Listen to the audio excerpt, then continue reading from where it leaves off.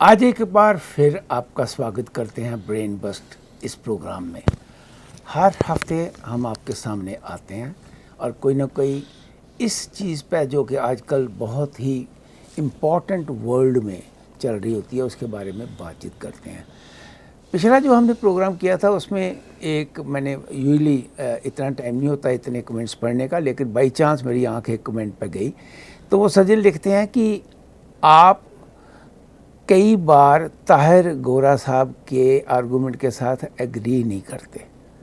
भाई प्रोग्राम है, इसमें हम दो डिफरेंट व्यूज़ भी हो सकते हैं और कई बार ज़रूरी नहीं होता कि जब दो इंसान बैठें तो वो एक ही व्यूज़ के ऊपर बात करें।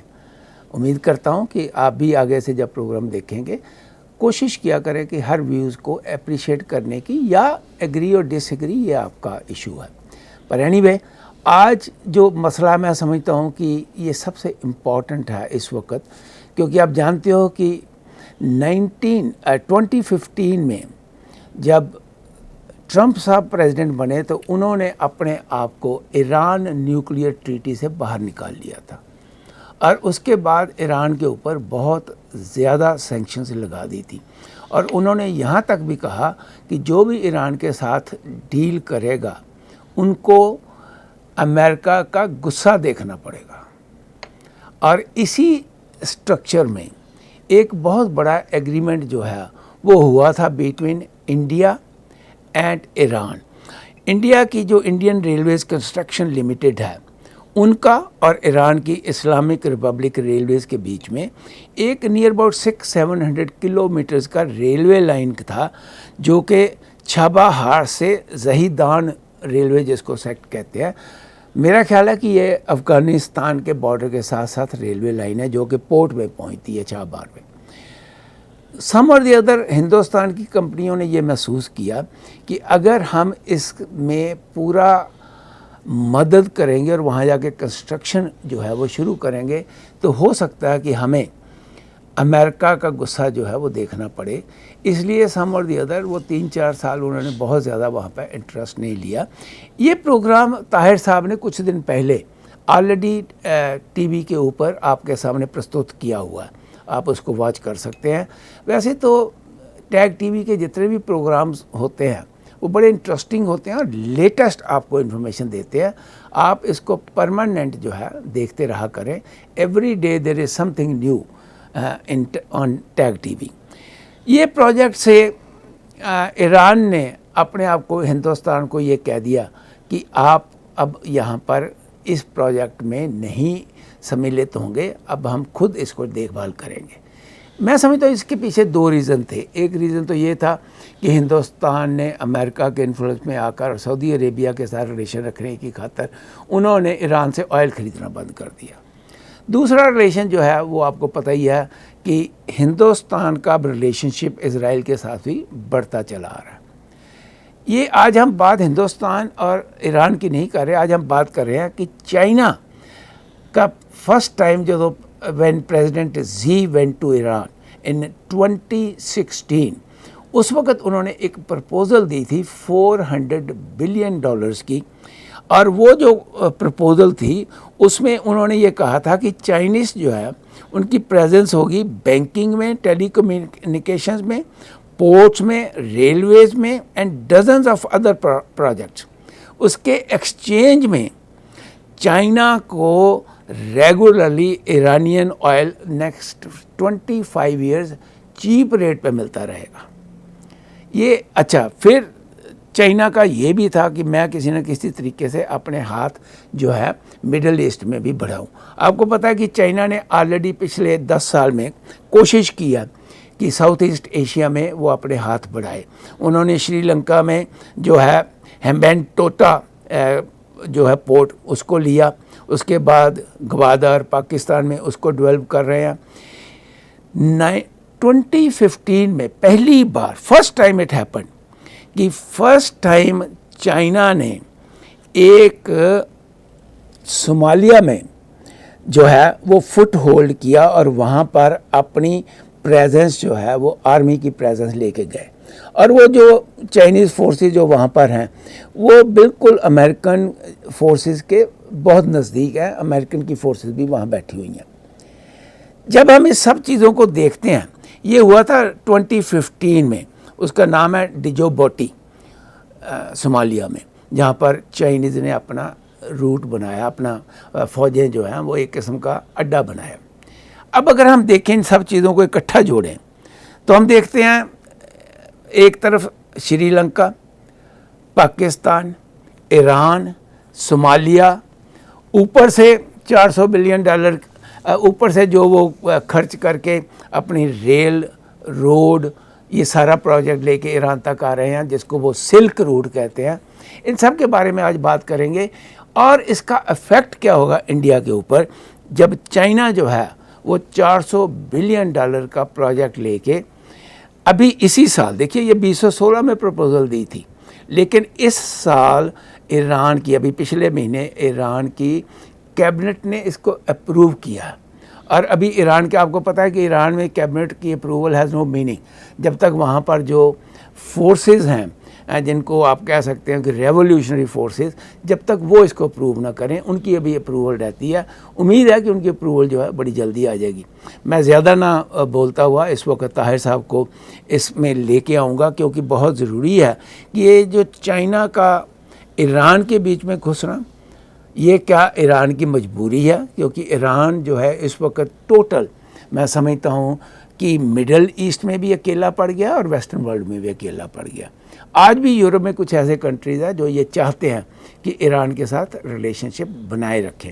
رشیا کا اس میں کیا بڑا رول ہوگا، یہ بھی دیکھنے والی بات ہے۔ ریسنٹلی یہ بھی پتہ لگا ہے، طاہر صاحب سے پوچھیں گے، کہ اسرائیل نے ان کے جتنے بھی بڑے وہاں پر پروجیکٹ چل رہے ہیں نیوکلیئر ویپنز کے اوپر یا نیوکلیئر اسٹریٹجی کے اوپر، ان سب کو انہوں نے ہیک کر کے ان کو کہیں نہ کہیں نقصان پہنچانے کی کوشش کی ہے ایران میں۔ یہ سب چیزیں جو ہیں یہ بہت بڑا رول پلے کریں گی آنے والے 10، 15، 20 سال کی ورلڈ پالیٹکس میں۔ اور ایٹ دی سیم ٹائم میں آپ کو بتا دوں، طاہر صاحب کو اس پہ بہت امپورٹنٹ ہے، گلوبل سی او کو کل پریزیڈنٹ زی نے ایک چٹھی ڈالی ہے، اور جتنے بھی وہاں پر ان کے فائنینشیل آئے ہوئے تھے، ان سب کو انہوں نے تھینکس کیا کہ آپ نے بیسٹ کنٹری چنا ہے اپنے بزنس کے لیے چائنا کو۔ اور انہوں نے گلوبل سی او کو بھی چٹھی لکھی کہ بھائی ہم آپ کو اور فیسلٹی جو ہے وہ چائنا میں دیں گے، آپ انویسٹ یہاں کریے۔ تو ان سب چیزوں کا جواب جو ہے شروع کرتے ہیں طاہر صاحب کے ساتھ۔ طاہر صاحب، thank you very much for coming on your own T V channel. شکریہ ڈاکٹر صاحب، آپ کا شکریہ کہ آپ آتے ہیں، وقت نکالتے ہیں اور ہم برین اسٹارمنگ کرتے ہیں، برین برسٹ کرتے ہیں۔ دیکھیے ڈاکٹر صاحب، بات یہ ہے کہ پہلے میں تھوڑا سا ہنٹ دوں گا، سری لنکا سے چائنا فارغ ہو چکا ہوا ہے، ہم سب کو پتہ ہے۔ سری لنکا سے چائنا آلموسٹ ٹوٹل آؤٹ ہے اب۔ صومالیہ میں بھی بوریا بستر بند ہو چکا ہوا ہے، حالانکہ پرانی بات نہیں تھی، 2015 کی بات تھی، امریکنز نے بوریا بستر بند کروا دیا، لیکن ابھی ان کی فوجیں وہاں پر ہیں۔ ہاں، ان کی اپنی حرکتوں کی وجہ سے چائنیز کی، افریقن ان سے اب پناہ مانگنے لگے ہیں۔ ٹھیک ہے، یہ اب سامنے کے فیکٹس ہیں، یہ 4-5 سال میں ہوا ہے۔ بھارت کا میڈیا بہت چیخ رہا ہے، even prime minister Narendra Modi کا حامی میڈیا، کہ جی ایران نے باہر کر دیا بھارت کو، ڈراپ کر دیا، وہ یہ بار بار کہہ رہے ہیں۔ اور ان کا یہ کہنا ہے کہ شاید اس میں بھارت کی پالیسیوں کی کوئی ناکامی ہے یا بہت بڑا نقصان ہوگا۔ بھائی نقصان تو ضرور ہوگا کچھ نہ کچھ، لیکن ڈاکٹر صاحب بات یہ ہے کہ میں نے پہلے بھی کہا، آج پھر بات ریپیٹ کرتا ہوں کہ بھارت اس سے نکلا ہے باہر، بھارت کو ڈراپ نہیں کیا۔ انفیکٹ وہ تو ایسے ہی ہے کہ جیسے کسی کے آپس میں منگنی ہوئی ہو اور وہ ٹوٹ رہی ہو، تو کوئی اچھا لڑکا لڑکی کو کہہ دیتا ہے کہ بھائی تم یہ کہہ دو کہ تمہاری وجہ سے ٹوٹی ہے، تم نہیں چاہتی تھی۔ ٹھیک ہے، تو یہ میں شاید بھارت نے اس کو موقع دیا ہے ایران کو کہ بھائی آپ کہہ دو کہ ہم نے انویسٹمنٹ نہیں کی یا آپ کے ساتھ وعدے جو ہے نا وہ پورے نہیں کیے۔ ٹھیک ہے، شاید ہو سکتا ہے فیوچر میں پھر ہماری کوئی منگنی ہو سکے کسی اور مسئلے پہ۔ ٹھیک ہے، یہ ایک پروویژن رکھتے ہوئے نا انڈیا نے ایک لینیج دی ہے۔ وجہ یہ ہے کہ انڈیا ایسا پوزیشن میں نہیں ہے کہ اس ڈیل میں رہ سکتا۔ 2-3 وجوہات ہیں۔ ایک تو بڑھتا ہوا جو الائنس ہے انڈیا کا امریکنز کے ساتھ، انڈو پیسیفک میں بھی، ساؤتھ چائنا سی میں بھی، اور اس پورے ریجن میں بھی. پھر جو بزنس کی شراکت داری ہے وہ بھی ایک بہت بڑا فیکٹر ہے. دوسرا مسئلہ یہ ہے کہ ایران بہت ہی انپریڈکٹیبل کنٹری ہے. آپ دیکھ لیجئے ذرا سا وہ بھارت نے تیل لینا بند کیا تو ساتھ ہی ایران کو کشمیر اور CAA کی باتیں یاد آ گئی. اب وہ چین کی جولی میں جا کے بیٹھا ہوا ہے تو وہاں پہ جو 1 ملین سے زیادہ مسلمان کنسنٹریشن کیمپ میں ہیں اس کا ایران ذکر نہیں کرے گا. ڈاکٹر صاحب ایک بات اور یاد رکھیے، یہ کوئی نیا ایک دم سے نہیں ہوا. کرونا یہ دسمبر جنوری سے دنیا کے سامنے آنا شروع ہوا. کرونا چائنا کے بعد جو دوسرا ملک تھا جو شروع میں جو افیکٹ ہوا وہ ایران تھا. اور وہ بھی ایران کا شہر قم جو ملاؤں کا گڑھ ہے. جتنے آیت اللہ ہیں، میں قم میں 2 بار گیا ہوں، جتنے آیت اللہ ہیں، جتنے مذہبی ان کے انسٹیٹیوشنز ہیں بڑے بڑے، وہ قم میں ہیں. تو وہ آیت اللہ چین کیا لینے گئے ہوئے تھے؟ چونکہ جیسا کہ آپ نے بھی کہا کہ وہ جو کیبنٹ اور گورنمنٹ ہوتی ہے وہ تو منہ دکھاوے کی ہوتی ہے. اصل میں تو وہ ان کی سپریم پاور ہے جو آیت اللہ خامنائی کی صورت میں ہے. پہلے آیت اللہ خمینی تھے، اب آیت اللہ خامنائی کی صورت میں ہے. مجھے ویسے ان سے بھی ایک دفعہ ہاتھ ملانے کا شرف ہوا ہے. وہ ایک میں ڈیلیگیشن میں گیا تھا، وہ سٹوری بھی اچھا وہ بھی ڈاکٹر صاحب سٹوری سنانی ضروری ہے. 92 کی بات ہے ڈاکٹر صاحب. وہ بھی میں نے سنا ہے کہ under the influence of revolutionary جو ان کا گارڈ ہے جی، ان کے انڈر وہ بھی ان کی سوچ ہے. دیکھیے بات یہ ہے کہ خامنائی صاحب اور ان کے ارد گرد کے جتنے لوگ ہیں وہ سپریم ہیں. میں 92 میں ایک پاکستان کے ایک حکومتی ڈیلیگیشن کے ساتھ گیا تھا، اور وہاں پہ میں جب گیا تو ہمیں بتایا گیا ہمارے ڈیلیگیشن کو کہ ملاقات ہوگی خامنائی صاحب سے. بڑی بات تھی. جب ہم وہاں گئے وہ تہران کا ایک کنجسٹڈ علاقہ تھا جہاں وہ رہتے تھے.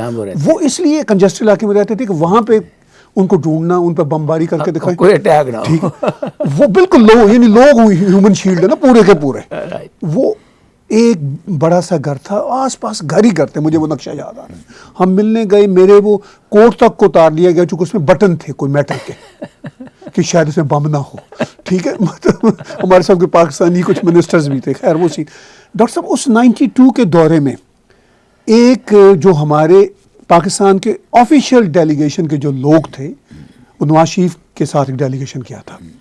وہ اس ڈیلیگیشن کو جو ہمیں ملا، گائیڈ ملا، مجھے نام آج تک یاد ہے، 92 کی بات ہے، سید قلب حسین رضوی ان کا نام تھا. وہ سری نگر سے تھے، بہت عمدہ فارسی بولتے تھے، بہت ہی شیریں لہجے کے آدمی تھے.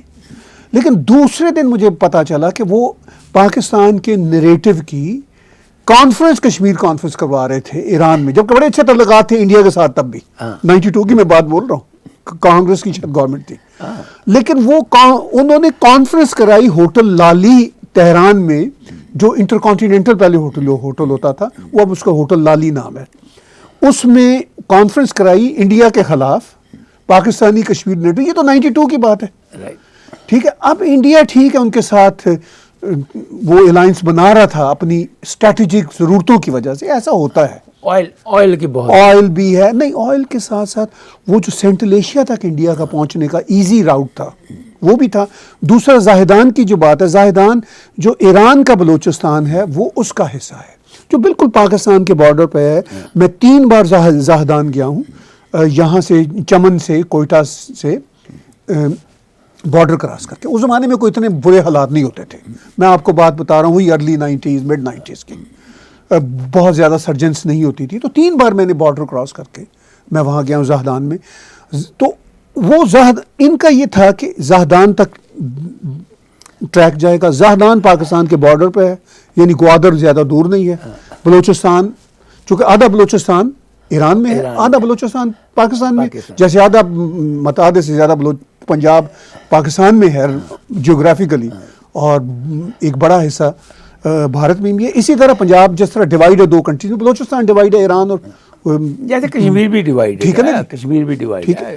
تو یہ جو ساری صورتحال ہے، تو ایران بالکل پریڈکٹیبل کنٹری نہیں تھا. اچھا بھارت کی ایک مجبوری ہے ڈاکٹر صاحب، بھارت ایک ڈیموکریٹک سوسائٹی ہے، ان کا سٹرکچر جو ہے نا وہ ایران ایک ٹوٹلائٹیرین اسٹیٹ ہے. یہ شادی زیادہ عرصہ چل ہی نہیں سکتی تھی، چونکہ ایران کا تو موڈ ہی ایک دم سے چینج ہو جانا ہے. وہ تو ایک ٹوٹلائٹیرین اسلامسٹ رجیم ہے. وہ تو ذرا سی بات پہ سی اے پہ بول پڑے. اچھا بھارت تو ان کے یہاں نہیں بولتا کہ آپ کے یہاں سنیوں کو کتنی مار پڑتی ہے. چونکہ بھارت میں ایک شرم حیا دوستی کا ایک لحاظ ہوتا ہے, چاہے کوئی بھی گورنمنٹ ہو. ایک ہماری سب کانٹیننٹ کی ویلیوز ہوتی ہیں. ایران شان میں ایسے کوئی چکر نہیں ہے, ٹھیک ہے. وہ اپیرنٹلی بڑے وہ شینی ہوں گے, بڑی وہ مطلب کہیں گے جی ہم تو بڑی فارسی کلچر کے ہیں. آپس کی بات ہے, جو ایران کی یہ جو رجیم ہے یہ فارسی کلچر کی نہیں ہے. یہ سب عربی بولنے والے, یہ عرب نژاد ایرانی. ایرانی جو بیچارے اصل ہیں وہ تو ان سے تنگ اس لیے کہ عربوں نے ہم پہ قبضہ کیا ہوا ہے. یہ ایک الگ بحث ہے. بہرحال بھارت کا کسی طور بھی یہ جو تھا نا شادی کا معاملہ یا الائنس کا معاملہ چلنا ہی نہیں تھا. طاہر صاحب وہ تو ہوگی بات جو ہندوستان کا چھابار اور زیان ریلوے پروجیکٹ کی بات تھی. اب جو بات ہے جو بہت ہی سیریس بات ہے وہ ہے کہ $400 بلین کا جو اگلے 25 سال میں ایران اور چائنا کے بیچ میں سمجھوتا. دیکھیے اپنے جتنے بھی ہمارے دیکھنے والے درشک ہیں میں بتا دوں کہ 3 پرانی کلچرز ہیں, China, Iran and Hindustan. They are the oldest cultures in that area.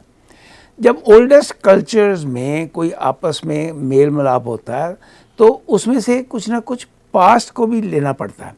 لیکن سم اور دی ادر یہ جو شادی ہوئی ہے اگلے 25 سال جو انہوں نے کہا کہ رہے گی نہیں رہے گی ہو نوز, لیکن یہ جو 25 سال کی شادی کا پرستاو انہوں نے 2016 میں دیا تھا, جس میں انہوں نے بہت زیادہ قبضہ کرنے کی بات کیا. وہ ٹیلی کمیونیکیشن بھی ہوگا, پورٹس بھی ہوں گی, ریلویز بھی ہوگا, ہے بینکنگ. میں حیران ہوں, بینکنگ میں بھی انہوں نے کہا کہ ہم پارٹیسپیٹ کریں گے آپ کے بینکنگ کو. یہ جو سلسلہ ہے اس وقت, یہ کیا زی صاحب اگر یہاں پر پہنچ جاتے ہیں, پاکستان ساتھ ملا ہوا ہے. پاکستان تو میں سمجھتا ہوں ایک another satellite آف چائنا ہے. ہاں جی, پاکستان ساتھ ملا ہوا ہے اور اوپر سے وہ سلک روڈ کی بات کر رہے ہیں جو کہ انہوں نے بنا بھی لی ہوئی ہے کافی. یہ کیا افیکٹ کرے گا آنے والے ٹائم کے اوپر, اور اس کا افیکٹ جو ہے وہ ورلڈ پالیٹکس کے اوپر اور ہندوستان کی پالیٹکس کے اوپر کیا پڑنے والا ہے, یہ امپورٹنٹ چیز ہے. ڈاکٹر صاحب بہت ساری باتیں ہیں. پہلی تو میں یہ بات کروں گا کہ بلا شبہ 3 پرانی سویلائزیشنز ہیں. چین نے اپنی سویلائزیشن کی خود بربادی کر دی کمیونسٹ پارٹی کو اوپر بٹھا کے. ایران نے اپنی سویلائزیشن کی بربادی کر دی یہ اسلامسٹوں کو اوپر بٹھا کے. ریولیوشن, ٹھیک ہے نا جی, مطلب یہ اسلامسٹ ہے, ریولیوشنری بھی ہے, ڈرامہ ہے, یہ اسلامسٹ ہے, سیدھی بات ہے. اچھا یہ اب بھارت ہی رہ گیا جو ایکچولی اولڈر سویلائزیشن ہے جو اپنے آپ کو ریٹین کر رہا ہے, بلکہ ریوائول آف سویلائزیشن کی بات مودی صاحب کی گورنمنٹ میں زیادہ ہو رہی ہے. اولڈ کلچر, ٹھیک ہے نا. تو وہ یعنی سویلائزیشن تو اب ایک ہی رہ گی, باقی دونوں سویلائزیشنز تو وہ کرپٹ ہو چکی ہیں. اب وہ انہی کا آپس میں پیار مجبوری جسے کہتے ہیں نا میرج آف انکنوینئنس, وہ اس لیے ہوگی دونوں ٹوٹلائٹیرین اسٹیٹس ہیں. دونوں کو کسی کو پوچھنے کی عوام کو ضرورت نہیں ہوتی, چین میں بھی اور ایران میں بھی. اب ان کا اب معاہدہ دیکھیں کیا ہے ڈاکٹر صاحب, 25 سال میں $400 بلین کی چینی انویسٹمنٹ ہوگی, یعنی $16 بلین رفلی سال کے ہوں, جس کا بہت سارا جو ہوگا نا پیسہ وہ تیل ایران سے لیا جائے گا, چین لے لے گا, یعنی وہ ایران کا تیل اس کے پیسے یعنی ایران کے ہی پیسے ہوں گے, انفیکٹ انہی کی جوتی ان کے سر پر ہوگی. فارمولہ یہ ہے چین کی ناکامی جو الٹیمیٹلی ہوتی ہے نا وہ یہ ہوتی ہے کہ آپ کی جوتی آپ کے ساری ماریں گے.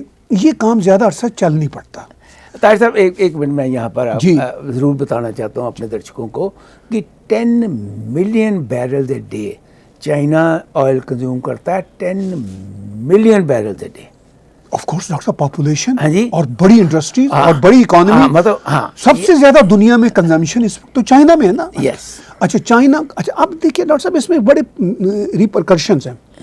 چائنا ایران سے پہلے بھی تیل لے رہا تھا, لیکن بہت زیادہ تیل وہ رشیا سے بھی اور مڈل ایسٹ سے بھی لے رہا تھا. اب یہ کاروباری مفادات ہوتے ہیں. اب رشیا کو بھی یہ کو بات بہت پسند نہیں آئے گی کیونکہ ان کا ریونیو کٹ ہوگا. مڈل ایسٹ کو بھی بات پسند نہیں آئے گی, ٹھیک ہے. وہ کہیں گے کہ بھائی یہ کیا چکر ہے کہ ہمارا ریونیو کٹ ہو رہا ہے, تو ہم ایران کو پہلے ہی پسند نہیں کرتے, مڈل ایسٹ کو نہیں پسند کرتا نا. تو یہ چین مطلب ہمارے اوپر ایک اور تھوڑا سا فائنینشیل سٹرین ڈال رہا ہے، وہ بھی پسند نہیں کریں گے۔ رشیا ٹھیک ہے، رشیا ایران کے ساتھ بھی اچھے تعلقات ہیں، چین کے ساتھ بھی برے تعلقات نہیں ہیں، میں یہ نہیں کہتا اچھے تعلقات ہیں، لیکن ان کو بھی یہ بات آئیڈیا تو بہت پسند نہیں آئے گا نا کہ ان کا ریونیو کٹ ہو رہا ہے، یہ باتیں ذہن میں رکھیں۔ اب بھارت پہ جو امپیکٹ پڑتا ہے، جو آپ کا بنیادی مسئلہ ہے، دیکھیے بھارت ایران سے تیل لیتا تھا، مفت تو نہیں ملتا تھا نا، پیسے ٹھیک ہے، تھوڑا سستا مل جاتا تھا۔ اب وہ جو تھوڑا سستا ہے اس سے جو بچت ان کو ہوتی تھی، فرض کیجیے آپ کہہ لیجیے 5 روپے بیرل، میں ایسے ہی ایک رف فگر بتا رہا ہوں، سے جو بچت ہوتی تھی وہ اگر کوئی چند 100 کروڑ روپے کی سال کی بچت ہوتی ہوگی، تو وہ نقصان جو تھا اگر ایران کے ساتھ وہ رہتے، مڈل ایسٹ سے جو اب سینکڑوں بلینز کی جو انویسٹمنٹ بھارت کی طرف آ رہی ہے وہ ختم ہوتی۔ اسرائیل کے ساتھ جو بہت بڑا بزنس اور ملٹری جو ریلیشن شپ بن رہا ہے وہاں پہ نقصان ہوتا۔ امریکہ کے ساتھ جس لیول پہ اب بھارت کا الائنس بن رہا ہے اس لیول پہ کبھی بھی نہیں رہا، یہ بات ہمیں ذہن میں رکھنی ہے۔ نہیں دیکھیے، اچھا اب یہ تو بھارت اس نقصان کی طرف جاتا اور وہ جو تھوڑا سا فائدہ ایران سے مل سکتا تھا اس کی طرف جاتا۔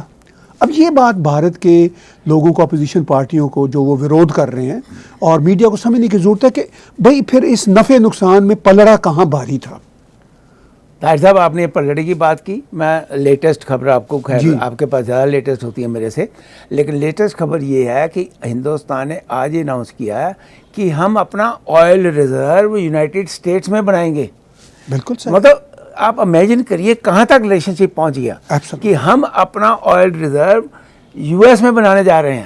بہت بڑھیا، جی بہت بڑھیا، یہ آج کی خبر ہے، ریلیشن شپ ہائٹ پہ ہے۔ مطلب یہ سمجھ، اب پرابلم یہ ہے کہ نومبر میں کہیں ٹرمپ صاحب ہار گئے تو پھر پرابلم کریٹ ہو سکتی ہے۔ ڈاکٹر صاحب اگر ٹرمپ صاحب ہار بھی گئے تو میں آج آپ کو دعوے سے کہتا ہوں جو امریکن ایڈمنسٹریشن ہے، جو ڈیپ اسٹیٹ ہے، وہ مکمل طور پر چین سے تنگ آ چکی ہے۔ ایف بی آئی کے ڈائریکٹر نے اور بڑے بڑے بیوروکریٹس جو سیکورٹی کی نوکریوں پہ بیٹھے اور ہوئے ہیں، پینٹاگن امپورٹ، ان سب نے وہ سب ہر روز کہہ رہے ہیں کہ انف از انف ود چائنا۔ ٹرمپ صاحب جیتتے ہیں یا نہیں جیتتے انہوں نے وہی رہنا ہے، رائٹ۔ اصل گورنمنٹ وہی ہوتی ہے۔ میں آج کل بار بار جان بولٹن کی کتاب کا ذکر کر رہا ہوں کہ وہ جو ہے دا روم، جس میں بیٹھ کے میں نے سارا کچھ دیکھا، ویئر اٹ ہیپنڈ، وہ جو ان کی کتاب ہے، اس میں بہت سارے وہ ان کے پولیٹیکل گمبٹس ہیں، لیکن انٹرنیشنل سیکورٹیز کے معاملے میں جو ان کی باتیں ہیں وہ واقعی ریلیونٹ ہیں۔ وہ کہتے ہیں کہ ٹرمپ صاحب کو نہیں پتا، اور واقعی نہیں پتا۔ ٹرمپ صاحب تو فرنٹ فیس ہے نا، ٹرمپ صاحب ویسے بھی پالیٹکس میں بہت کوئی ڈیپ تو ہے نہیں، رائٹ۔ تو مجھے وہ کتاب پڑھ کے یہ اندازہ ہو رہا ہے کہ اصل میں ڈیپ اسٹیٹ ہی میٹر کرتی ہے امریکہ میں۔ ٹھیک ہے، امریکہ کی ڈیپ اسٹیٹ پاکستان کی ڈیپ اسٹیٹ سے یا چین کی ڈیپ اسٹیٹ سے بہت مختلف ہے۔ چونکہ امریکہ کی ڈیپ اسٹیٹ ہو، انڈیا کی ڈیپ اسٹیٹ ہو، وہ آپس میں ملتے جلتے ہیں، چونکہ اس میں ایک ڈیموکریٹک ایلیمنٹس ہوتا ہے۔ تو میں نہیں سمجھتا کہ اب بھارت کے لیے کوئی چوائس رہی تھی کہ یا تو وہ ایران کے ساتھ بیٹھ کے ریجنل قسم کی باتیں کرتا یا پھر اس سے اٹھ کے اوپر انٹرنیشنل لیول پہ بڑے سٹیج پہ آ کے بات کرتا۔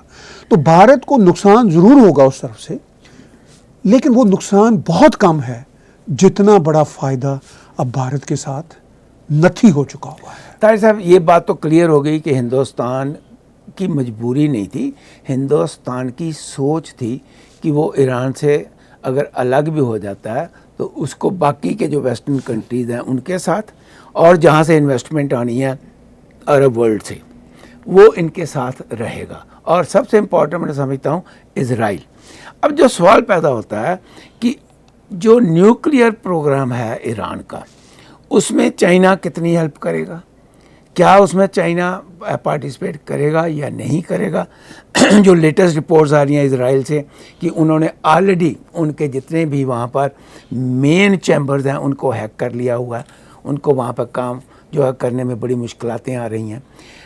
اب اس کا افیکٹ ہم اس کی طرف لے کے چلیں کہ ورلڈ کے اوپر اگر چائنا جو ہے وہ ایران کی ہیلپ کرتا ہے، یورپ کے اوپر اس کا افیکٹ، اور آنے والے ٹائم کے اوپر ورلڈ پیس کے اوپر اس کا افیکٹ۔ دیکھیے چین نے ایران کی انفیکٹ ہیلپ نہیں کرنی، وہ تو اپنے فائدے کے چکر میں ہے۔ یہ بہت اہم نقطہ ہے، چونکہ یہاں پر میں ڈسکس کروں گا اب ایران چین کے جو مسائل ہیں یا جو ان کی مجبوریاں ہیں دونوں ملکوں کی، اس پہ چین نے یہ اپنی طرف سے اپنے فائدے کو دیکھتے ہوئے یہ کام تو کیا ہے، وہ بڑے عرصے سے چاہ رہا تھا یہ کام ہو، لیکن اس کا ریٹیلیشن ویسٹرن ورلڈ سے، یورپین یونین سے اور بڑھے گا۔ دیکھیے چین نے جو کچھ بنانا ہے، وہ جو تیل آنا ہے، انڈسٹری چلنی ہے، وہ بنا کے کس کو بیچنا ہے؟ ایران کو بیچنا ہے، ٹھیک ہے؟ ایران تو چھوٹی منڈی ہے، 70 ملین لوگوں کا ملک ہے، ٹھیک ہے، اور ان کے پاس پیسہ بھی نہیں ہے، چلے کچھ پیسہ آ بھی جائے گا، پیسے کی ریل پہ شروع ہو جائے گی، 70 ملین میں کتنا ہواوی فون بک جائے گا؟ مارکیٹ تو پھر بھارت ہے، مارکیٹ تو یورپ ہے، امریکہ ہے، کینیڈا ہے، کنزیومر سوسائٹیز نا، آسٹریلیا، ان سب سے تو اب چین کے تعلقات آلموسٹ ختم ہوتے جا رہے ہیں۔ جو مجبوریاں ہیں ہماری ویسٹرن ورلڈ کی، ان مجبوریوں کی وجہ سے یہ ان سے کچھ چیزیں لیتے رہیں گے، لیکن آہستہ اب ہواوی کی تو ان کو کوئی مجبوری نہیں ہوگی نا، مطلب سیل فون کی تو کوئی مجبوری نہ امریکہ کو ہے نہ کینیڈا کو ہے، رائٹ، آلریڈی انہوں نے ہمارے اپنے آئی فونز ہیں، اگر ہمیں ضرورت ہوگی تو سیمسنگ لے لیں گے، ٹھیک ہے، ہمیں ہواوی کی تو کوئی ضرورت نہیں ہوگی۔ 5G انٹرنیٹ پورے کا پورا امریکہ سے ہی کنٹرول ہوتا ہے، انٹرنیٹ جو یہ ڈومین ہے جس کو ہم ورلڈ ویب بولتے ہیں، WWW، یہ تو امریکن نہیں ہے، ٹھیک ہے، یہ تو پینٹاگون کی ایجاد ہے، کتنا کہ کر لیں گے آپ، ٹھیک ہے، تو یہ اور انوائے کر رہے ہیں چائنیز، ٹھیک ہے، وہ ان کو European union, world, western world کہیں گے چائنیز کو کہ بھئی آپ غلط کر رہے ہو، ایران کے ساتھ جا رہے ہو، چونکہ سر یورپین یونین بھی چینج ہوئی، وہ بھی ایران کے ساتھ اب خوش نہیں ہے، اور اس الائنس کے بعد وہ اور خوش نہیں ہوں گے، لیکن اب ایران کی بھی مجبوری، اپنا ہم جو پاؤں ہے ایران کے جوتے میں بھی ڈالتے ہیں۔ ایران اس ساری صورتحال میں کہاں جائے جب کوئی بھی اس کو بہانے کے لیے تیار نہیں ہے؟ پر ایران تو آلریڈی جو ہے وہ اکیلا پڑ چکا ہوا ہے امریکہ کی وجہ سے۔ امریکہ نے کیا جو بھی کمپنیاں ایران کے ساتھ ڈیل کریں گی ہم ان کے ساتھ ڈیل نہیں کریں گے اور ان کو ہمارا غصہ دیکھنا پڑے گا، سینکشنز لگیں گی، وہی سب کمپنیوں، لیکن وہی میں ڈاکٹر صاحب کہہ رہا ہوں کہ ایران کی اکانومی تو پھر لگ گئی نا دیوار کے ساتھ، وہ تو آگے لگی ہوئی ہے، ٹھیک ہے، مطلب نہیں وہ چل رہی تھی بہت کم، یہ اوباما کے زمانے میں بڑی مناسب طریقے سے وہ چلنے لگے تھے، ٹریٹی میں آ گئے تھے سب۔ صدر ٹرمپ نے بھی ٹریٹی کچھ سال پہلے آفیشلی ختم کیا نا، پہلے تو بول ہی رہے تھے نا، یہ سال پہلے جب ختم کیا ہے تو وہ اس کے بعد یہ ان کا یہ حال ہوا ہے۔ تو اب ان کی مجبوری ایرانیوں کی یہ ہے کہ بھئی ہم تو کنویں کی وہ مڈھیر پر بیٹھے ہی ہوئے ہیں، نیچے گرنے ہی والے ہیں، ٹھیک ہے، ہمیں کوئی تھوڑا سا کوئی رسی مل جائے تاکہ ہم نہ گریں، وہ اپنے شکر میں۔ یہاں پہ ڈاکٹر صاحب پاکستان کا آپ نے ذکر کیا تھا، وہ بڑا امپورٹنٹ فیکٹر ہے، ٹھیک ہے، اب پاکستان کی مجبوری ایران سے بھی زیادہ ہے۔ پاکستان کا مسئلہ یہ ہے کہ پاکستان ایران کے ساتھ 3-4 وجوہات کی بنا پر جا نہیں سکتا، اپیرنٹلی میں لگتا ہے جا سکتا ہے لیکن جا نہیں سکتا۔ ایک تو شیعہ سنی فیکٹر ہے، ٹھیک ہے، شیعہ پاکستان میں بھی ہیں لیکن سنی زیادہ ہیں، سنی 70% آلموسٹ، ایک تو یہ فیکٹر ہے وہاں پہ۔ دوسرا بڑا فیکٹر ہے کہ پاکستان کیا جو ریلائنس یا جو ڈپینڈنسی رہی ہے Arab world per for a long time, وہ ختم نہیں ہوئی ابھی تک۔ وہ پاکستان ایران کے ساتھ کس طرح زیادہ بیٹھ سکتا ہے، پاکستان کے لیے بہت بڑا مسئلہ ہے، چونکہ ابھی بھی ان کی اتنی بڑی لیبر فورس بیٹھی ہوئی ہے عرب دنیا میں۔ پاکستان کو وہاں سے جو فائدہ ہوگا، جو ایران سے پاکستان کو کوئی فائدہ نہیں ہونے والا، پاکستان کو چین سے بھی کوئی اور فائدہ نہیں ہونے والا، جو ہو رہا ہے ماڑا موٹا پنجابی میں جسے کہتے ہیں، اس سے زیادہ نہیں کچھ ملنے والا۔ اور پاکستان آج بھی، میں دعوے سے کہتا ہوں ڈاکٹر صاحب، آج بھی پاکستان چاہتا ہے کہ امریکہ ہمیں اپنی جھولی میں بٹھا لے، عرب ورلڈ کے ہی ہم پاس رہنا چاہتے ہیں۔ انہوں نے یہ چین کا یہ جو ہے نا سارے کا سارا ڈرامہ دیکھ لیا ہوا ہے، جو ایران کی مجبوری ہے نا وہی پاکستان کی مجبوری ہے، وہ جائیں کہاں جائیں وہ؟ اب وہ مصیبت یہ ہے، ویسٹرن ورلڈ یہ کہتی ہے کہ اب ہم آپ پہ، پاکستان کو کہتے ہیں اب ہم آپ پہ ٹرسٹ نہیں کرتے۔ ویسٹرن ورلڈ کے جو ہمیں پتہ چلا ہے بیک ڈور ڈپلومیسی میں پاکستان کو for the past at least 2 years یہ میسیجز ہیں کہ آپ بھارت کے ساتھ سنسیئر ہو جاؤ، بھارت کو پریکٹیکل ایشورنس دے دو کہ ہم آپ کے ساتھ پراکسی ٹیررزم نہیں کریں گے، پاکستان کہتا ہے کہ ہم پہلے بھی تو پراکسی ٹیررزم کر کے آپ کے ساتھ چل رہے تھے، ویسٹرن ورلڈ کو کہتا ہے، عرب ورلڈ کو کہتا ہے، ہمیں اب بھی چلنے دیں، چونکہ وہ ہمارے سروائیول کا مسئلہ ہے. ہم نے اپنی فوج کا یہ جو بجٹ ہے وہ بھارت کے ساتھ ہی تو رکھا ہوا ہے کنڈیشننگ. وہ ویسٹرن ورلڈ کہتی ہے کہ عقل کے ناخن، ہوش کے ناخن لو، اس مائنڈ سیٹ سے، اس آئیڈیالوجی سے باہر آؤ. تمہیں بھارت سے اتنا فائدہ ہو سکتا ہے، تمہیں دنیا کے کسی ملک سے اتنا فائدہ نہیں ہوگا. تمہیں $200 بلین سال کی ٹورزم بزنس، اگر تم یہ اپنی حرکتیں چھوڑ دو، اگر تم یہ داؤد ابراہیم، یہ حافظ سعید اور یہ لکھوی، اس طرح کے لوگوں کو یہ جو تم سنبھالتے پھر رہے ہو، اس سے تمہیں جو نقصان ہو رہا ہے. ڈاکٹر صاحب یہ جو مائنڈ سیٹ ہوتے ہیں نا ریاستوں کے، کھر دماغیاں جسے کہتے ہیں ہم پنجابی میں، پاکستان کی جو اسٹیبلشمنٹ آرمی کے بڑے، وہ جو ہے نا، اس کالے پتھر کو کوئی ہلا نہیں رہا. میں نے ایک دفعہ میرے ظاہر ہے میری ڈاکٹر صاحب عمر 58 ایئرس ہو گئی ہے، ایک آرمی میں ایک میجر جنرل ہے، شاید ابھی بھی ہوں، وہ میرے کلاس فیلو رہے ہوئے. ایک دفعہ میری وہ امریکہ آئے ہوئے تھے، 2-3 دن میری ان سے بات ہوئی امریکہ. میں نے کہا جان دیو کتنا چکرا جو پہ ہے. کہنے لگا ایک بات یاد رکھو میری. ڈاکٹر صاحب بڑی اچھی بات کی اس نے کہا دیکھو میں نے 30 سال اس آرمی میں گزارے ہیں، میں میجر سے لے کے میجر جنرل تک پہنچا ہوں. ٹھیک ہے، جو تم باتیں کر رہے ہو میں سمجھتا ہوں تم ٹھیک کر رہے ہو، لیکن مصیبت میری یہ ہے کہ میں کیوں ریوولٹ کروں اس انسٹیٹیوشن کے خلاف، یا کچھ اور لوگ کہتے ہیں میری جیسی سوچ رکھتے ہیں، مطلب بہت سارے اور ہیں اسی بڑے بڑے عہدوں پہ. بھائی ہم اپنی جسے آخرت کہتے ہیں نا کیوں خراب کریں؟ ہم کوئی ایسی اسٹوپڈ بات کیوں کریں کہ جو ہم نے 30-32 سال ساکھ بنائی ہے؟ ہم چپ رہتے ہیں، اپنے پلاٹوں کے چکر میں ہوتے ہیں، اپنے بچوں کو باہر پڑھانے کے چکروں میں ہوتے ہیں. اب ہم یہ دیکھ رہے ہیں کہ بھئی ہم تو 2 سال بعد ریٹائر ہونے والے ہیں، تو اب آگے ریٹائرمنٹ کے بعد کون سا محکمہ ہمیں ملنا ہے؟ یعنی کہ ایک جو سائیکی ہے نا بیوروکریسی کی، اور جو کرپشن کا ایک حصہ ہے وہ انڈیا میں بھی اور پاکستان میں بھی، یہ جو کرپشن کا حصہ ہے، ڈاکٹر بڑا فرق ہے دونوں ملکوں میں، یہ آپ کو بتا دوں. دیکھیے آپ نے بات کی ایک سیکشن کی پاکستان میں، جی ہندوستان میں تقریباً ہر جگہ پہ کرپشن ہے. اسی لیے دیکھیے مجھے پتا، جی ٹھیک ہے، نہیں میں سمجھ دوں کرپشن ہے، مجھے پتا آپ کئی بار بڑے ان کے ڈھنگ سے بات کرتے ہیں، لیکن میں آپ سے آج وہاں پر انویسٹمنٹ سب سے زیادہ انڈیا میں آ سکتی ہے اگر انڈیا کا یہ پارٹ جو ہے کرپشن کا اور بیوروکریٹک جو اسٹرکچر ہے، وہ جو ریڈ ٹیپزم، وہ اگر ٹھیک ہو جائے. لوگ جو ہیں ہندوستان میں جیسے چائنا میں گئے تھے نا وہاں جائیں گے. وہ 6 سال میں ابھی تک جو پریزنٹ گورنمنٹ ہے اس کو دور نہیں کر سکی. اس کو دور کرنا بہت ضروری ہے. اور اس سے ہم پھر ٹاپک سے الگ ہو گئے.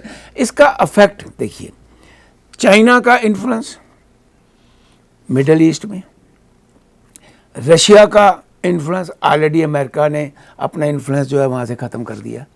اب وہاں پر انفلوئنس جو ہے وہ اس وقت رشیا کا ہے. اب ٹرکی بھی ہاتھ پاؤں مار رہا ہے جی. لیکن یہ جو سچویشن کریٹ ہو رہی ہے اس کا جو خطرہ ہے وہ کتنا بڑا ہے، یہ دیکھنے والی بات ہے. ڈاکٹر صاحب دیکھیے خطرہ جو ہے نا، یہ خطرہ تو انیویٹیبل تھا، یہ تو ہونا ہی تھا. میں آپ کو اس کی میں وضاحت یوں کرتا ہوں کہ چائنا کو جتنا امریکنز نے، یورپین یونین نے چھوٹ دی، چائنا ایک اکنامک مائٹ بن گیا. اب چائنا کے ایمبیشن جو ہیں، کمیونسٹ پارٹی آف چائنا کے ایمبیشن تو ہیں، وہ تو ہے کہ اب ملٹری مائٹ بھی بننا ہے. ملٹری مائٹ وہ امریکہ تو بہت دور کی بات ہے ڈاکٹر صاحب. کوئی ابھی تک چائنا کی جو ملٹری مائٹ ہے نا، وہ آپ 1 رکھیں، امریکہ ابھی 100 ہے. اتنا بڑا فرق ہے. نہیں وہ تو میں مانتا ہوں کہ وہ چائنا تو ابھی تک رشیا کے ملٹری مائٹ کے آگے نہیں کھڑا ہو سکتا، کیونکہ پہلے تو دنیا وہ سامان بیچے نا ان کو، یہ جو نئی ٹیکنالوجی ہوتی ہے، کیونکہ وہ تو دنیا، امریکہ وہ پہلے ہی یہ عقل مندی کی کہ انہوں نے یہ سامان نہیں بیچا. ورلڈ ٹریڈ آرگنائزیشن میں تو آنے دیا، ڈالر سٹور تو چلنے دیے، والمارٹ تو چلنے دیے، پروڈکٹ تو آنے دی، پیسہ لے گیا چین، لیکن یہ سامان نہیں بیچا، جس سے بچت ہو گئی. جس سے کیونکہ چائنا ایکسپرٹ ہے نقل مارنے میں. ٹھیک، وہ تو خیر دنیا میں اب کوئی بھی نقل مار سکتا ہے ڈاکٹر، لیکن یہ ہے کہ وہ بڑی سینسٹیو ٹیکنالوجی ہے. امریکنز کے پاس ہے، اور کچھ سینسیٹیو ٹیکنالوجی رشینز کے پاس ہے۔ ان کا سروائیول ہی یہی ہے کہ وہ اپنی ٹیکنالوجی کو جتنا بھی محفوظ رکھ سکیں وہ سے۔ اب آپ یہ دیکھیے یہ لڑائی جو ہے نا، اب وہ لڑائی سامنے ڈاکٹر صاحب میں نے کئی دفعہ بار کی، اب یہ بموں کی لڑائی بہت مشکل ہے، چونکہ یہ ہو گئی تو ختم ہے دنیا، ٹھیک ہے۔ اب یہ لڑائی اکنامک، سائبر، انٹرنیٹ، یہ لڑائیاں ہیں۔ دیکھیں نا چین کے ہوش انڈیا نے ایک دفعہ گوا دیے نا 59 ایپس کا بند کر کے، ٹھیک ہے، ان کو کہا کہ چھٹی بھائی، ہوش ٹھکانے آ گئے۔ اگر انڈیا کو 4 بم بھی مارتا تو وہ ہوش ٹھکانے نہیں آ، انہوں نے 4 مار دینے تھے، ٹھیک ہے۔ تو اب یہ اس سارے کھیل تماشے میں خطرہ جو تھا نا، اب ایمبیشن کمیونسٹ پارٹی کا تو رکنا نہیں تھا، نہ رک رہا ہے، وہ تو آگے آگے جا رہے ہیں۔ اب پاکستان اور ایران دیوار سے لگے ہوئے ملک ہیں، ویسے ہی ایران تو خوش تھا جب تک یورپین یونین کچھ ان کو اکاموڈیٹ کر رہی تھی، اوباما ان کو لے آئے تھے اپنی ٹریٹی میں، اور انڈیا کے ساتھ بھی تعلقات، تو خوش تھا ایران، خیال تھا کہ وہ دھیرے دھیرے شاید ہم اپنی ملائیت بھی برقرار رکھیں گے، اپنے لوگوں کو بھی ماریں گے، اور ہم دنیا میں بڑے سرخرو بھی ہو جائیں گے۔ چین کا بھی یہی خیال تھا کہ ہم ماریں گے اپنے لوگوں کو، مسلمان بھی کنسنٹریشن کیمپ میں، جو ہیومن رائٹس کی بات کرے وہ بھی کنسنٹریشن کیمپ میں، ہانگ کانگ بھی، اور دنیا ہمیں بلے بلے بھی کہے۔ اب وہ صورتحال ختم ہو رہی ہے۔ اب یہ جو دیوار سے لگے ہوئے 2 ملک ہیں، ایران اور پاکستان، چین دیوار سے لگا ہوا بہرحال ملک نہیں ہے، اس کے پاس اکنامک مائٹ ہے، لیکن میں آپ کو دعوے سے کہتا ہوں ڈاکٹر صاحب وہ بھی دیوار سے لگ جائے گا۔ اب اور دیکھیے ڈاکٹر صاحب یہاں پر ایک اور بات ہے، 25 سال کی یہ بات ہے، میں آج پریڈکشن کرتا ہوں 25 سال میرے لیے تو بہت مشکل ہے کہ آگے ہم دیکھ بھی سکیں گے نہیں دیکھ سکیں گے، لیکن دنیا دیکھے گی کوئی نہ کوئی جنریشن۔ ڈاکٹر صاحب 25 سال میں کیا ایران رہتا ہے؟ اور یہ جو چین کا اس وقت کا سٹرکچر ہے یہ رہتا ہے؟ لوگ کہتے ہیں جی رہ ہی رہا ہے نا، اب اس کو کیا ہوگا؟ میرے یہ آرگومنٹ ہے کہ چین پر اب پابندیاں اور اب شکنجہ سخت ہونا شروع ہوا ہے اب۔ اور میری یہ آرگومنٹ ہے کہ ایران کے بیچ لوگ جو ہیں اندر سے بہت دکھی ہیں، بہت دکھی، وہ ریوولٹ کرنے کے لیے تیار ہیں۔ انہوں نے پیچھے ریوولٹ کیے بھی، سینکڑوں آدمی مارے گئے ہیں جی اس ریوولٹ میں۔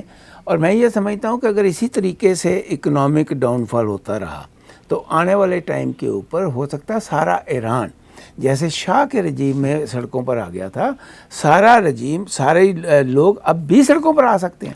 وہ ایک بار دیکھ چکے ہیں ڈاکٹر صاحب، وہ بیچارے لوگ ابھی بھی آئے تھے، پھر ان کو مار دیتے ہیں، لیکن بہت بڑے جب لوگ آتے ہیں، بہت بڑے مطلب ملینز اینڈ ملینز، تب مشکل ہو جاتا ہے۔ وہی جیسے شاہ کے رجیم میں آئے ہیں۔ مطلب چین کا تو ابھی میں نے ریسنٹ ٹیسٹ آپ کو بتایا کہ اتنی بدماشی کے ساتھ اب وہ بھارت کے سر پہ چڑھا اور کس طرح یہ ریٹریو کیا ہے، ٹھیک ہے۔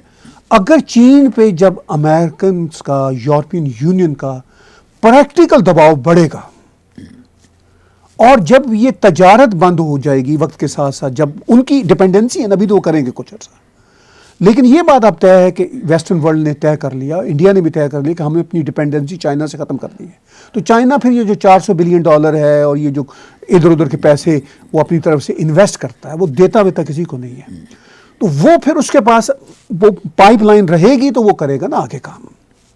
پھر وہ وہی کرے گا کہ ٹیریٹوریل کلیم جو انہوں نے سری لنکا پہ لگایا تھا، وہ تو سری لنکا کو امریکنز نے اور بھارت نے دونوں نے بچا لیا۔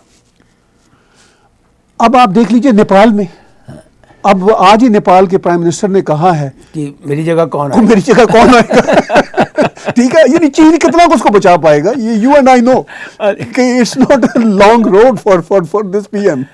پر ایک بات تو میں تھوڑا سا نا آپ سے ڈس ایگری کرتا ہوں۔ جی ویسٹرن ورلڈ کی جو ڈپینڈنسی ہے نا جی جی چھوٹے مال کی چائنا سے، جو کہ کنزیومر کے لیے بہت امپورٹنٹ ہے، دیٹس نمبر 1۔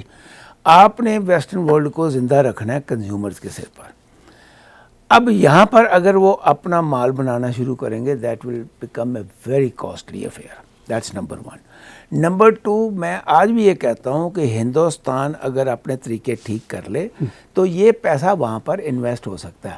آپ دیکھنا اگلے 5 سال میں Vietnam will be the economic power, کیونکہ وہاں پر انہوں نے اتنی سہولتیں دے دی ہوئی ہیں کہ پیسہ اب وہاں انویسٹ ہو رہا ہے۔ انڈونیشیا جو کہ مسلم کنٹری ہے سب سے بڑا، انہوں نے ہر قسم کے جو ہیں آپ کو سہولتیں دے دی ہیں. اب آپ ملیشیا, وہ ایون بنگلہ دیش, ہاں بنگلہ دیش تو شروع سے ہی ہے. بنگلہ دیش میں 2 بار گیا ہوں. ہاں جی, میں نے تو وہاں کے زون دیکھے ہوئے ہیں. لیکن یہ جب چیزیں ہیں, ان سب کو دیکھتے ہوئے ویسٹرن ورلڈ کی جو ڈپینڈنسی ہے وہ تبھی دور ہو سکتی ہے جب ان کو چیپ لیبر ملے گی, جب بھارت میں ان کو اوپن منڈی بھی ملے. بھارت تو کہہ رہا ہے, لیکن انفراسٹرکچر تو چینج کرنا پڑے گا. انفراسٹرکچر چینج کرے. جو مودی صاحب نے گجرات کے چیف منسٹر کے طور پر کیا تھا, وہ کام ان کو اب نیشنل لیول پہ کرنا ہوگا. دیکھیے وہ بیوروکریسی راستے میں آپ نہیں سمجھتے کہ 6 سال میں ان کو کر دینا چاہیے تھا. 6 سال میں کر دینا چاہیے تھا. یہ تو بات پکی ہے نا. تو اسی طریقے سے میں کہتا ہوں کہ ابھی بھی ٹائم ہے. ابھی ٹائم تو ہے, بالکل ٹائم ہے ان کی. ابھی بھی اگر وہ 1 سال میں اس کی طرف دھیان دیں, رائٹ, دوسرا دھیان چھوڑ کر جو وہ اس کی طرف دھیان دیں, تو میرا خیال ہے کہ دیٹ ول بینیفٹ انڈیا مچ مور. بالکل ٹھیک. اور دنیا کو فائدہ ہوگا. دنیا چین کے چنگل سے باہر آئے گی. اور چین کی, اچھا اس میں ڈاکٹر صاحب سب سے بڑا فائدہ عام چینی کو ہوگا. عام چینی جو ہے نا بیچارہ, وہ تو مطلب دیکھ رہا ہے آسمان کی طرف کہ ہماری اس کمیونسٹ پارٹی سے جان چھوٹے. چینی کاروباری لوگ ہیں, امن پسند لوگ ہیں, ہارڈ ورکنگ ہے, امن پسند ہے. کوئی دنیا میں آپ کو چینی کسی قسم کی ٹیررزم میں انوالو نہیں ہوگا.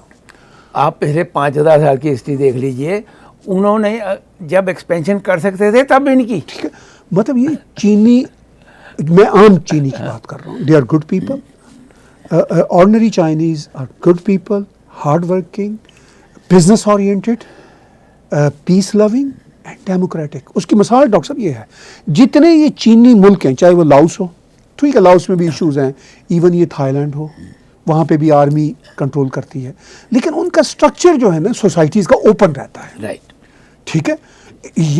آپ ویتنام کی بات کر رہے تھے. اب ویتنام سے زیادہ بڑا وکٹم امریکہ کا کون ہوگا؟ لیکن سب سے بڑا پارٹنر جو ہے وہ امریکن کے ہیں. کیونکہ منڈیلا کی فلسفی کو انہوں نے اڈاپٹ کیا. فارگیٹ آپ کے اوپر کیا ظلم ہوا ہے, آپ اب دیکھو کہ آنے والے ٹائم کے اوپر کیا ہوگا. ٹھیک ہے, دیکھیں نا, بھارت پر 1000 سال یہ مسلمانوں کی کالونائزیشن ہوئی, ایک ظلم ہوا. 200 سال انگریزوں کی, 200 سال انگریزوں کی. ٹھیک ہے, اتنی بڑی سویلائزیشن. ٹھیک, لیکن بھارت بھی بلیو کرتا ہے اور مطلب جنرلی ٹو موو آن پہ. ٹھیک ہے. اچھا, تو یہ میں جو جتنے آپ یہ چینی نسلوں کے ملک ہیں, تائیوان, ویتنام, ایون میں تو یہ جو کورین نیشنز ہیں, یہ بھی تو سینو نیشنز ہیں. ٹھیک ہے نا جی. اب فلپائن تک, ایون انڈونیشیا, اب انڈونیشیا ملائیشیا میں انڈین سویلائزیشن ہے اور چائنیز سویلائزیشن ہے, دونوں. ٹھیک ہے. اور جو چائنیز سویلائزیشن ہے ڈاکٹر صاحب, یہ الٹیمیٹلی پھر انڈین سویلائزیشن کے انڈر آتی ہے. یہ بات آپ کافی حد تک ذہن میں رکھیں. بدھزم جو ہے, آپ مجھے بتائیے کون سا ویتنام ہے, تائیوان ہے, ساؤتھ کوریا, کون سا ملک ہے, ایون جاپان ہے, کون سا ملک ہے جہاں پہ بدھزم کا راج نہیں ہے؟ افسوس صرف یہ کہ بدھزم ہندوستان سے نکال دیا گیا, دنیا میں چلا گیا. انہی شبدوں کے ساتھ ہمارا ٹائم کہہ رہا ہے کہ اب آپ سب کو ہم بائے بائے کریں.